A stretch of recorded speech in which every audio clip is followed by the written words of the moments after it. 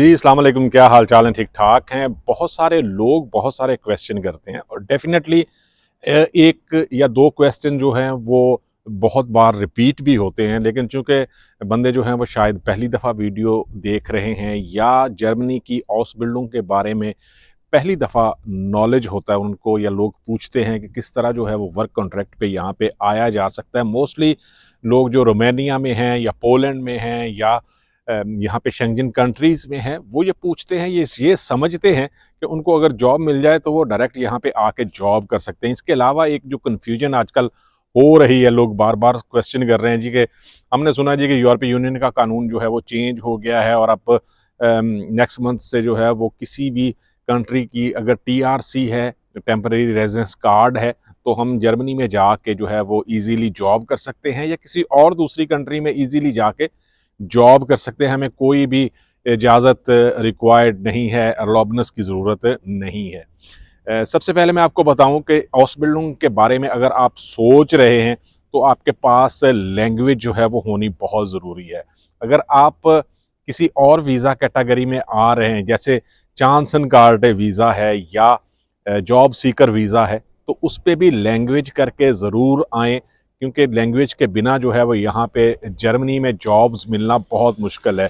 बहुत सारे ऐसे लोग हैं यहाँ पे इवन जिनके पास पासपोर्ट है, वो लोग भी जो है वो जब किसी उमशुलुंग में जाते हैं, उमशुलुंग कहते हैं जी कि आप एक प्रोफेशन में काम कर रहे हैं, लेकिन वो प्रोफेशन जो है वो अब एज सच यहाँ पे इफेक्टिव नहीं रहा, तो आप को किसी दूसरे जो है वो प्रोफेशन में जाना है, तो उसके लिए आपके पास कोई कोर्स होना चाहिए। ये मोस्टली होता है जो लोग किंडरगार्टन में काम करना चाहते हैं या फ्लीगाहाइम में काम करना चाहते हैं, उनके लिए ऐसे कोर्सेज जो हैं वो जॉब सेंटर उसके लिए पे करता है, फिनांस करता है और इजीली जो है वो अवेलेबल होते हैं 6 मंथ का, 9 मंथ का या इवन 1 साल का। इसके अलावा जो आप अगर देखें प्रैक्टिकल जो है होते हैं यहाँ पे,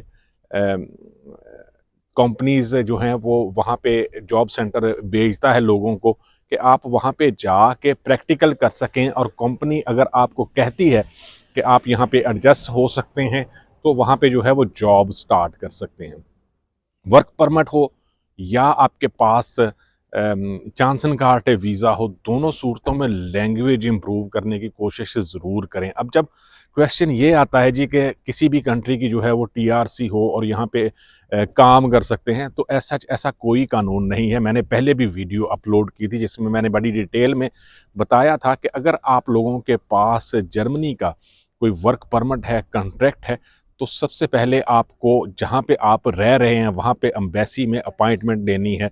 अपॉइंटमेंट लेने के बाद वो वर्क परमिट सबमिट करने के बाद आपने एम्बेसी में अपीयर होना है और वहाँ से वीज़ा लेके आना है, तभी आप जो आपकी प्रीवियस टीआरसी है उसको यहाँ पे जर्मनी में कन्वर्ट कर सकते हैं। अगर आप ऐसे ही जो है वो किसी के कहने पे कोई वर्क कॉन्ट्रैक्ट लेके यहाँ पे जर्मनी में आ जाएंगे तो आप काम स्टार्ट नहीं कर सकते, क्योंकि जब भी आप काम का स्टार्ट करने जाएंगे कॉन्ट्रैक्ट आपके पास होगा, फिर भी जो है वो आपको ऑसलैंडर अम्ट से या इमिग्रेशन ऑफिस से आपको इजाज़त चाहिए, अरलॉबनेस जो है वो चाहिए कि आप ये काम स्टार्ट कर सकते हैं। कंपनी आपको कॉन्ट्रैक्ट देती है, आपके पास ऑलरेडी जो है वो किसी भी अकोमोडेशन की रजिस्ट्रेशन है, आपके पास बैंक अकाउंट है, आपके पास टैक्स आईडी नंबर है, आपके पास इंश्योरेंस है, लेकिन फिर भी जो है वो आपको इजाज़त चाहिए होती है। और समटाइम जो है वो कंपनी कहती है कि ये कॉन्ट्रैक्ट जो है, या ऑसलैंडर अम्ट ये कहता है कि ये कॉन्ट्रैक्ट जो है वो हम आगनटूर फॉर आर्बाइट को सेंड करेंगे और वो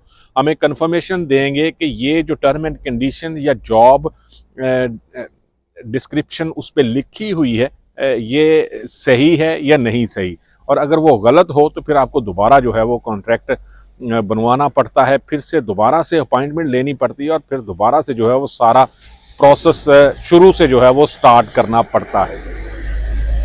इसके अलावा जो लोग ये समझते हैं कि जी हमारे पास अगर ट्रक का लाइसेंस है तो हम ट्रक की जॉब जो है वो यहाँ पे इजीली कर सकते हैं, डेफिनेटली ये शोभा जो है वो इसमें बहुत ज़्यादा ड्राइवर्स चाहिए, बहुत ज़्यादा वर्कर्स चाहिए, लेकिन एज़ सच आप कैसे जो है वो जॉब स्टार्ट करेंगे?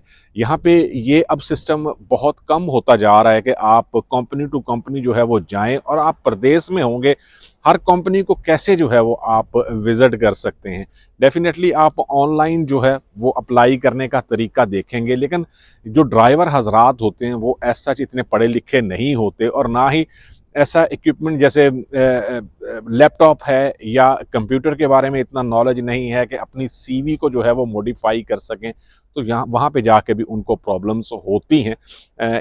इसीलिए मैं कहता हूँ कि अगर आप लोगों को कोई हेल्प करने वाला हो, जो आपकी सीवी जो है वो मॉडिफाई कर सके या कवर लेटर जो है वो मॉडिफाई कर सके, तो आपको उनसे हेल्प ज़रूर लेनी चाहिए। और अगर इस सिलसिले में कोई बंदा जो है वो आपसे पैसे मांगता है, तो उसको भी पे करना चाहिए। आप खुद पे जो है वो इन्वेस्ट करेंगे, और ये इन्वेस्टमेंट जो है, जो भी आप अपने पे कर रहे हैं, ये यकीनन जो है वो आपको वापस मिलती है। यहाँ पे रूल्स एंड रेगुलेशन जो हैं वो बहुत सख्त हैं हर बंदे के लिए। इवन अगर आप कंपनी में जो है वो इंटरव्यू के लिए जाते हैं, मैं आपको एक किस्सा सुनाता हूँ, नाम नहीं लूँगा मैं, लेकिन एक बंदा जो है वो इंटरव्यू के लिए आया, उसने जो है वो एक दिन प्रैक्टिकल किया, पूरा दिन जो है वो कंपनी में स्पेंड किया, और उसके बाद उसने कहा जी कि मैं अभी जो है वो जॉब स्टार्ट नहीं कर सकता, मैं नेक्स्ट मंथ जो है वो जॉब स्टार्ट करूँगा, और उसके बाद मेरी अपॉइंटमेंट है, और मेरे जो घुटने हैं उनका ऑपरेशन जो है वो होने वाला है। तो वो ऑपरेशन भी जो है वो अगस्त या सितंबर में जो है वो होगा। ये एक अलहदा बहस है कि यहाँ पे जो ऑपरेशन होते हैं उनकी अपॉइंटमेंट्स जो हैं वो बहुत लंबी मिलती हैं। इस सिलसिले में भी शायद बहुत सारे लोग ये कहें जी कि वहाँ पे जर्मनी में जो है वो जो अपॉइंटमेंट सिस्टम है उसकी वजह से बहुत ज़्यादा डिले होता है। ये एक अलहदा बहस है, लेकिन मैं आपको एक किस्सा सुना रहा हूँ कि उस कंपनी ने जो है वो उसको नहीं रखा, इस वजह से कि क्योंकि 1 मंथ के बाद जो है वो जॉब स्टार्ट करेगा, और उसके बाद उसका ऑपरेशन होगा, तो ऑपरेशन के बाद वो कब आएगा ये कोई नहीं पता। लेकिन यहाँ पे रूल एंड रेगुलेशन इतने सख्त हैं कि आप उसको डायरेक्ट जो है वो जवाब नहीं दे सकते कि जी आपके घुटने का ऑपरेशन है, इसकी वजह से जो है वो हम आपको नहीं रख सकते।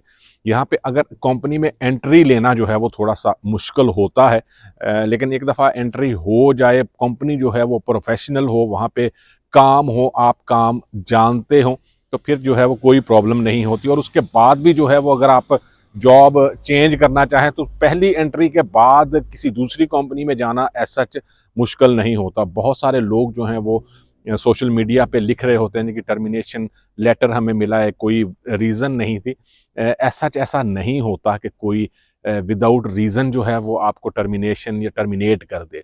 डेफ़िनेटली उसके पीछे कुछ ऐसी गलतियाँ होती हैं, कुछ ऐसी मिस्टेक्स होती हैं जो आप शायद ओपनली उसके बारे में बात ना करना चाहें, लेकिन बहुत कम जो है वो ऐसा होता है। और अगर ऐसा हो भी, तो यहाँ पे रूल एंड रेगुलेशन इतने सख्त हैं कि आप जो लेबर कोर्ट है उसमें कंपनी को लेके जा सकते हैं। मैंने जैसे पहली वीडियोज़ में बताया था कि यहाँ पे एक्चुअली में किसी बंदे को जॉब से निकालना सबसे मुश्किल काम है। एक दफ़ा जो बंदा एंटर हो गया है, और उसके बाद उसका जो कॉन्ट्रैक्ट है वो परमानेंट कॉन्ट्रैक्ट में जो है वो चेंज हो गया, और उसके बाद उस बंदे को निकालना बहुत मुश्किल है।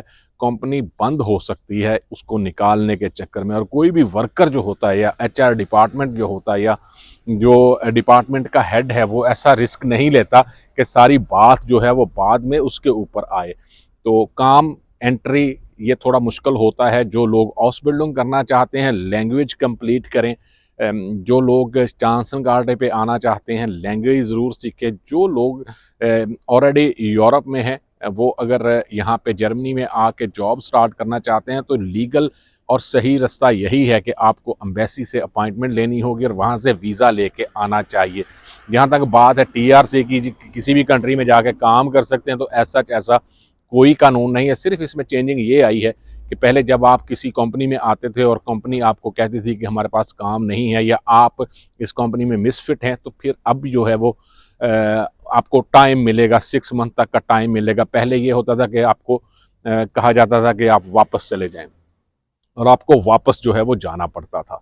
अब टाइम मिला करेगा कि आप किसी दूसरी कंपनी से कॉन्ट्रैक्ट लेके किसी दूसरी कंपनी में जो है वो जॉब स्टार्ट कर सकते हैं। ये कुछ कॉमन क्वेश्चंस थे, लोग अमूमन जो है वो इनके बारे में पूछते हैं। तो दोबारा से फिर से जो है वो मैंने सोचा कि एक वीडियो इस पे अपलोड की जाए। यकीनन आप लोग, बहुत सारे लोग जो हैं वो ये आंसर्स जानते होंगे, लेकिन बहुत सारे नए लोग भी हैं। मिलेंगे किसी दूसरी वीडियो में, दुआओं में ज़रूर याद रखें। अल्लाह हाफ़िज़।